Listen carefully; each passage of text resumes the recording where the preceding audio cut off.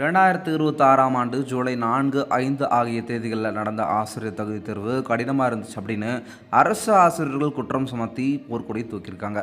ஒருபடி மேலே போயிட்டு எங்களுக்கு ரொம்பவே கஷ்டமாக இருக்குது, இந்த கொஷின் பேப்பர் அப்படின்னும் பாடத்திட்டத்தில் சொன்ன மாதிரியான கொஷின் எங்களுக்கு கேட்கல, அவுட் ஆஃப் சிலபஸில் இருந்தால் எங்களுக்கு கேள்விகள் எடுத்திருக்காங்க.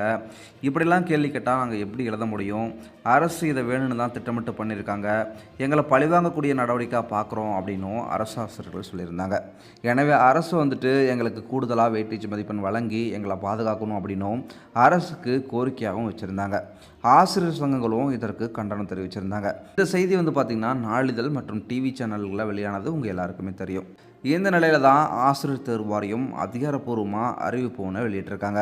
அந்த அறிவிப்பில் ஆசிரியர் தேர்வு வாரியம் என்ன சொல்லியிருக்காங்க அப்படின்னா, நாங்கள் வெளியிலேருந்து எந்த கேள்வியும் எடுக்கலை, பேப்பர் 1 பேப்பர் 2 வினாத்தாள்களில் கேட்கப்பட்ட வினாக்கள் எல்லாமே NCTE வெளியிட்டுள்ள வழிகாட்டுதலின் படியும் அரசாணையில் குறிப்பிடப்பட்டுள்ள பாடத்திட்டத்தின் அடிப்படையில் மட்டும்தான் நாங்கள் எடுத்திருக்கோம், வெளியிலிருந்து எடுக்கலை அப்படின்னு விளக்கமும் கொடுத்துருக்காங்க.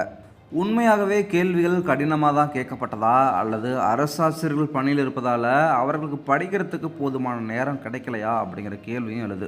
மேலும் 2028 வரை தான் வாய்ப்பு உள்ளதால் அரசு பணியில் தங்களை தக்க வைத்துக்கொள்ள இது போன்ற அரசு ஆசிரியர் சொல்கிறாங்களா அப்படிங்கிற கேள்வியும் அனைவர்கள் மத்தியும் எழுது. ஒருபுறம் 2013 முதல் 2024 வரை டெட் தேர்வு எழுதிய ஆசிரியர்கள் இதை விட கடினமான தேர்வுலாம் எழுதி 13 ஆண்டுகளாக எந்த ஒரு பணி வாய்ப்பும் இல்லாமல் காத்துட்ருக்காங்க. அதையும் நம்மளால் பார்க்க முடியுது. அவங்களுடைய வாழ்வாதாரம் பாதிக்கப்பட்டு வேலையின்றி தவித்து வருவதையும் பார்க்க முடியுது. இன்னொரு புறம் ஏற்கனவே நாங்கள் அரசு பணியில் 10 ஆண்டுகளாக, அதற்கு மேலாக 20 ஆண்டுகளாக நாங்கள் பணியாற்றி வந்துட்டுருக்கோம். இப்போ இந்த தேர்வு எழுதி தான் தேர்ச்சி பெற்று தான் எங்களுடைய தகுதியை நாங்கள் நிரூபிக்கணுமா அப்படிங்கிற கேள்வியும் அரசு ஆசிரியர்கள் எழுப்பிட்டு வராங்க. உச்சநீதிமன்ற தீர்ப்புப்படி இந்த தேர்வு அவங்க எழுதி தான் ஆகணும் அப்படிங்கிறத நாம் மறுக்க முடியாது. அதுக்காக வெறும் புக் பேக் கொஷின் மட்டும் கேட்டு அவங்கள தேர்ச்சி பெற வைக்கவும் முடியாது.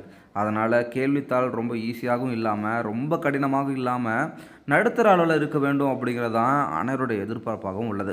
வருங்கால தலைமுறையை உருவாக்கக்கூடிய ஆசிரியர்கள் தங்களுடைய திறமைகளையும் தகுதிகளையும் என்னாலும் வளர்த்து கொண்டே செல்ல வேண்டும் அப்படிங்கிறது தான் கல்வியாளருடைய கருத்தாகவும் இருக்குது. இதை பற்றிய உங்களுடைய கருத்துக்களை மறக்காமல் கமெண்ட் செக்ஷனில் கமெண்ட் பண்ணுங்கள். இது போன்ற மேலும் முக்கியமான செய்திகளை தெரிஞ்சுக்கணும் அப்படின்னா நம்ம சேனலை சப்ஸ்கிரைப் பண்ணிவிட்டு தொடர்ந்து நம்ம சேனலோட இணைந்திருங்க. மீண்டும் அடுத்த சந்திக்கலாம். நன்றி.